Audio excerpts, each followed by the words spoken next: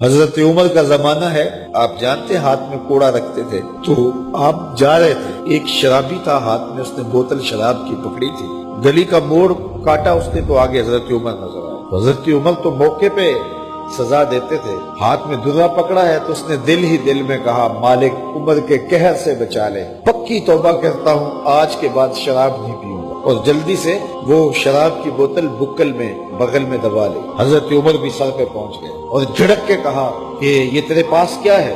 تو ڈرتے ہوئے کہا حضرت سرکہ ہے۔ تو عمر سے کہا نکال، تو جب نکالا تو واقعی سرکہ ہو گیا تھا۔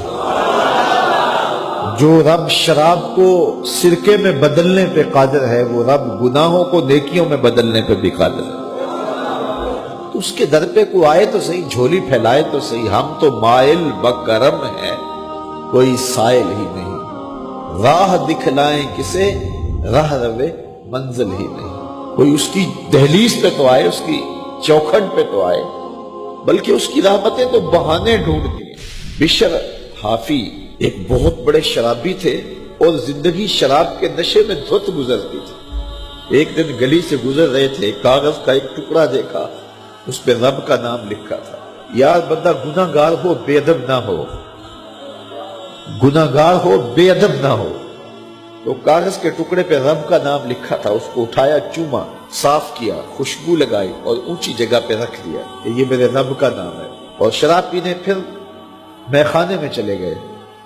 وقت کے ولی کو الہام ہوا، جا ڈھونڈ بشر کو اور میرا سلام دے اور اسے کہہ کہ تیرے رب نے تیرے سارے گناہ معاف کر دیے۔ نکلا، پوچھا بشر کون ہے؟ لوگوں نے کہا وہ تو بہت بڑا شرابی ہے۔ اللہ اکبر۔ گھر پوچھا، کہا وہ شراب خانے میں۔ شراب خانے میں پیچھے چلے گئے۔ وقت کا ولی اللہ شراب خانے کے دروازے پہ دستک دے رہا ہے۔ اندر سے آواز آئی، کون؟ نام بتایا، کہا میں بشر کو ملنا چاہتا ہوں۔ کہا وہ تو نشے میں دھت پڑا ہے۔ ساقی میخانہ نے کہا کہ وہ تو نشے میں دھت پڑا ہے، کہا اسے ملنے آیا۔ اس نے جا کے کہا کہ باہر تیرا کوئی مہمان ہے۔ تو بشر نشے میں ہی ڈولتا ہوا ننگے پاؤں دروازے پہ آیا۔ اللہ کا ولی کھڑا تھا، کہا کہ تیرے رب نے تجھے سلام بھیجا ہے، تو نے اس کے نام کی قدر کی تھی اور اس نے تیرے سارے گناہ معاف کر دیے۔ بشر حافی ننگے پاؤں تھے، اس وقت نشے میں تھے۔ نشہ شراب کا تھا، لیکن رب کا سلام آیا تو یہ نشہ اس سے بھی اوپر تھا۔ جھوم اٹھے اور کہا کہ میں اب رب کا سلام آیا ہے تو اب میں ننگے پاؤں تھا، اب ساری زندگی میں جوتا نہیں پہنوں گا۔